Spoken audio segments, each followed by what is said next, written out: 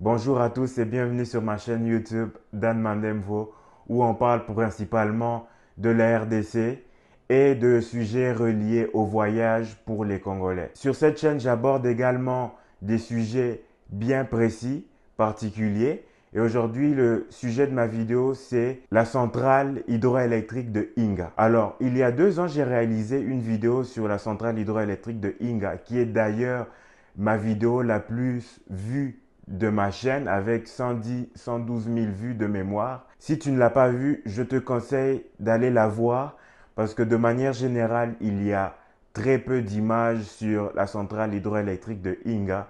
Et moi, j'ai eu l'opportunité, pour ne pas dire la chance d'accéder au site de cette centrale, de filmer les turbines, de filmer l'intérieur du site, comment le site se présente. Tout cela, tu pourras aller la retrouver dans ma vidéo dont je vais te mettre le lien.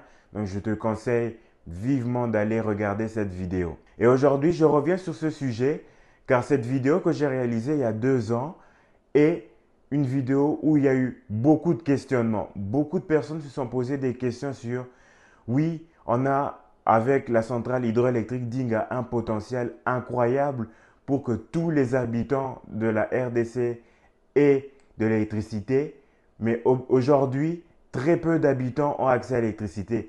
Pourquoi? Donc ça, ce sont des questions qui reviennent beaucoup. Et pourquoi le projet de Grand Inga, qui est un projet d'envergure, ne démarre toujours pas? Avec le projet Grand Inga, la RDC serait capable d'avoir une puissance de 45 gigawatts et va donc pouvoir donner l'électricité à tous les habitants de la RDC et même à d'autres pays. Donc cela serait un levier important pour non seulement la RDC, mais pour les pays autour de la RDC en Afrique centrale, pour ne pas parler de l'Afrique en entier en fait. Dans cette vidéo, nous allons parler des différents projets qui ont été développés pour mettre en marche le projet de Grand Inga. Nous allons voir quelles étaient les difficultés, pourquoi elles n'ont pas pu être faites et comment aujourd'hui la RDC imagine pouvoir mettre en œuvre ce projet. Pour un petit rappel, il faut savoir que la RDC regorge d'un potentiel hydroélectrique énorme dans le pays. Le potentiel est estimé à environ 110 gigawatts sur le pays, dont 45 gigawatts peuvent être disponibles sur un seul site, qui est le site de Inga. On le sait, le débit du fleuve Congo est important et ce débit-là à Inga nous permettrait d'avoir 45 gigawatts pour alimenter en électricité tous les habitants de la RDC. C'est énorme, ce serait incroyable que cela se fasse. Alors, il faut savoir qu'il y a eu une initiative du chef de l'État congolais nommé le projet d'industrie verte en RDC qui se base principalement sur la centrale hydroélectrique d'Inga, car si cette centrale est réalisée, cela pourrait permettre d'utiliser la puissance pour la production d'hydrogène vert, d'ammoniac vert, d'oxygène et pour utilisation dans les usines de raffinage de métaux. On sait que la RDC est un grand pays minier et donc utiliser cette électricité pour raffiner des métaux ne serait qu'un avantage pour l'économie. Cela permettrait donc d'accroître de manière significative le PIB de la RDC et en même temps créer quand même 500 000 emplois, ce qui n'est pas négligeable dans un pays où l'emploi c'est de l'or. Donc ce projet est vraiment important, c'est un bras de levier pour le développement de la RDC. Pourquoi je dis que ce projet est vraiment important pour la RDC? Parce que selon les données de la Banque mondiale, les données de 2021, seuls 19% de la population congolaise a accès à l'électricité, contre 41% en Afrique centrale.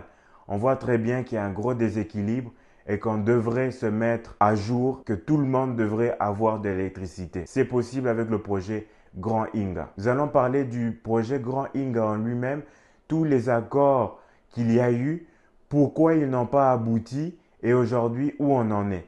Donc, il faut savoir que le projet Grand Inga se sépare en 7 phases de construction, ok, dont le coût est estimé entre 80 et 100 milliards de dollars américains, ce qui est énorme. Si cela réalisé, ça deviendra la plus grande centrale hydroélectrique devant la centrale des Trois Gorges en Chine. Donc, on va faire un bref historique pour revenir dans le passé. Donc, il faut savoir qu'en 1972, l'État congolais a construit et mis en exploitation industrielle et commerciale la centrale hydroélectrique Inga 1 avec 6 groupes de 58,5 MW de puissance installée, soit au total 351 MW. En 1982, il y a eu Inga 2, la centrale hydroélectrique Inga 2 avec 8 groupes de 175 MW, dont la puissance du site au total revient à 1,4 GW. Et depuis les années 2000,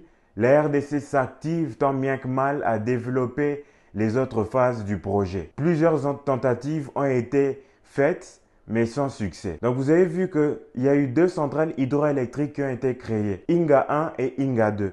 Maintenant, nous sommes sous le projet Grand Inga avec ses 7 phases. En 2002, il y a eu un premier accord entre la RDC et SNC-Lavalin, qui est une société canadienne, qui ont eu comme accord avec la RDC de venir étudier la possibilité de réaliser Inga 3, qui est la première phase du projet Grand Inga. Donc, il y a eu une tentative de développer le projet avec SNC-Lavalin, mais ce projet n'a malheureusement jamais abouti, faute de désaccords entre les deux parties. Ensuite, il y a eu BHP Billiton. BHP Billiton est une énorme entreprise qui œuvre d'ailleurs dans les mines. BHP Billiton, en 2002, est venu avec l'idée de construire la centrale. Elle voulait construire une centrale de 3,5 gigawatts et a commencé à rechercher des financements. Malheureusement ou même heureusement, parce que vous allez comprendre pourquoi je le dis, elle n'a pas trouvé de financement. En fait, l'idée de base de BHP Billiton était de construire une centrale hydroélectrique juste pour elle-même. Elle viendrait sur le sol congolais, construire une centrale de 3,5 gigawatts et aller utiliser ces 3,5 gigawatts juste pour elle-même. On voit très bien que ce n'est pas gagnant pour la RDC.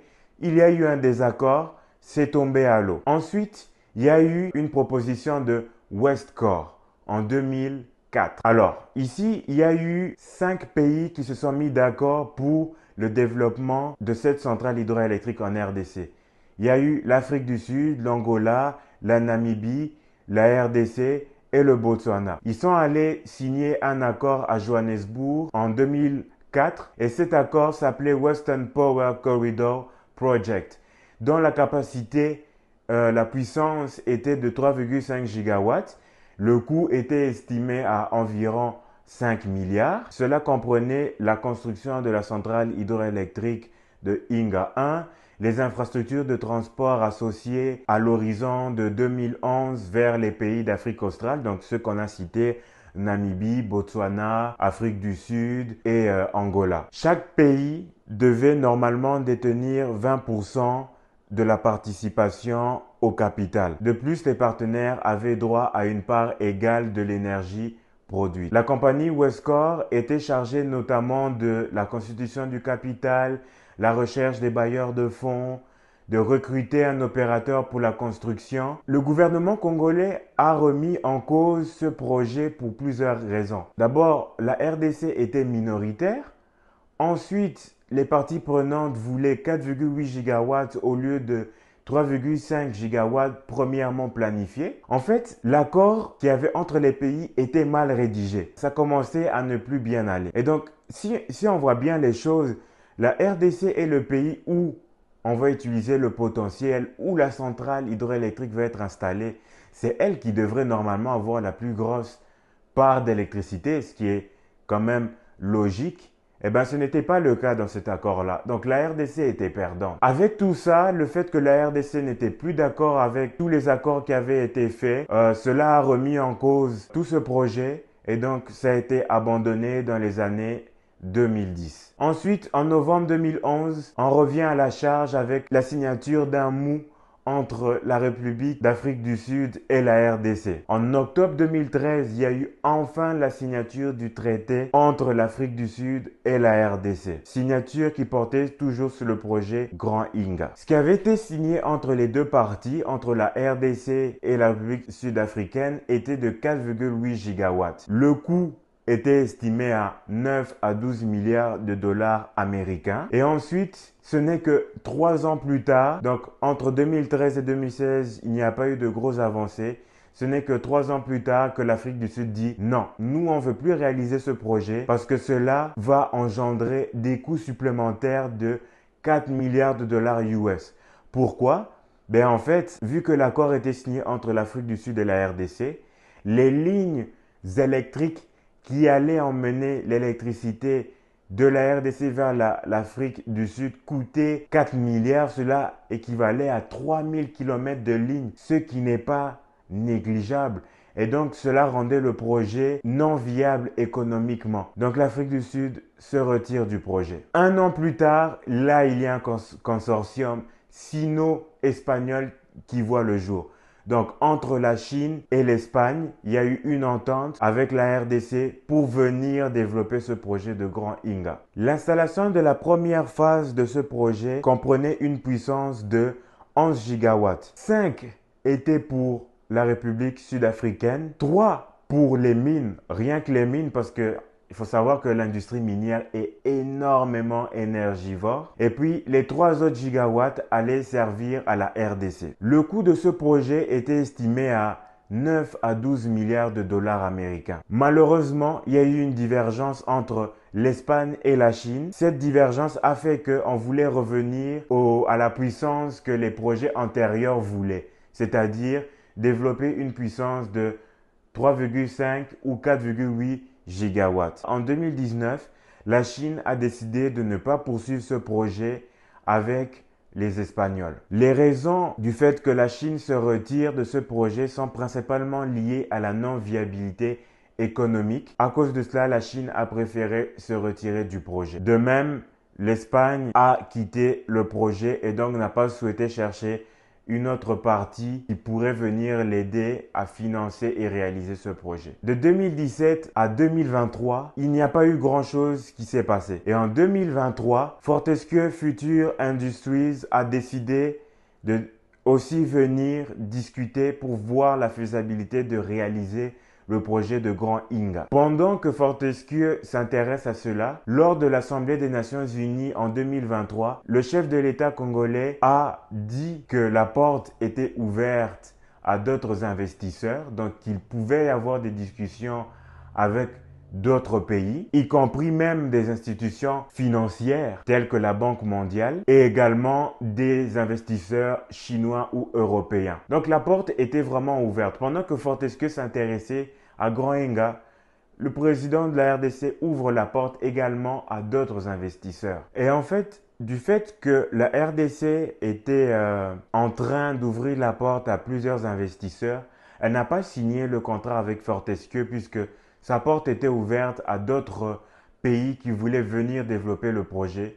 Donc finalement, avec Fortescue, il n'y a jamais eu d'accord. Maintenant, on arrive à aujourd'hui, en 2024, où en est-on avec ce projet? Est-ce que le projet a un avenir? Est-ce qu'il va démarrer?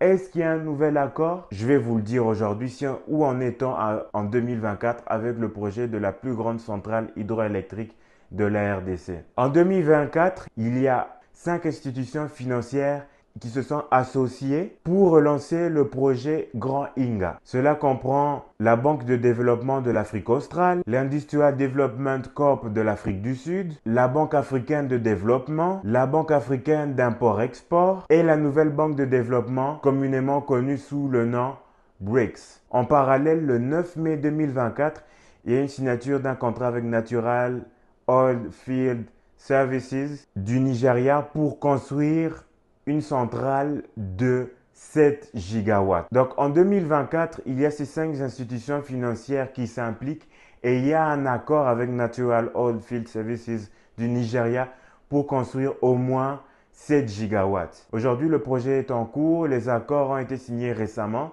Donc nous allons suivre l'évolution de manière serrée pour savoir si ce projet va réellement se réaliser. On voit que le projet Grand Inga est un projet hyper important pour la RDC et challengeant, très demandant en termes de finances. On voit que le projet Grand Inga n'est pas un projet comme les autres, c'est un projet énorme. Le potentiel qu'elle apportera au pays est incroyable et n'est pas à négliger. Mais ce projet est heurté de nombreuses difficultés. Soit il y a des entreprises qui veulent faire une centrale hydroélectrique, mais tout garder pour eux. Soit c'est juste les accords entre les entreprises. Les entreprises entre elles ne sont plus d'accord pour X raisons. Généralement, on a vu que c'est souvent les coûts financiers qui font peur aux investisseurs et donc le projet malheureusement tombe à l'eau. De plus, il y a aussi les enjeux géopolitiques qui sont importants à prendre en compte dans ce type de projet. Mais il faut quand même garder espoir que les efforts concertés des institutions financières vont donner un fruit. Elles offrent en fait une lueur d'espoir pour la réalisation de ce projet. Nous y croyons, nous y arriverons un jour, ce projet verra le jour. Comme d'habitude, je tiens à remercier toutes les personnes qui ont regardé la première vidéo sur la plus grande centrale hydroélectrique de la RDC et toutes les personnes qui ont regardé cette vidéo et qui regardent également les autres vidéos. N'hésitez pas à aller regarder toutes les autres vidéos que j'ai faites. Elles sont vraiment très instructives sur la RDC. Je vous mets un lien pour que vous puissiez cliquer et accéder à ma playlist de vidéos. Je vous invite à vous abonner, liker la vidéo et à commenter si vous avez des questions et si vous voulez qu'on discute d'autres sujets dont je pourrais être capable de vous répondre. Sur ce, merci d'avoir regardé ma vidéo et on se retrouve à la prochaine vidéo.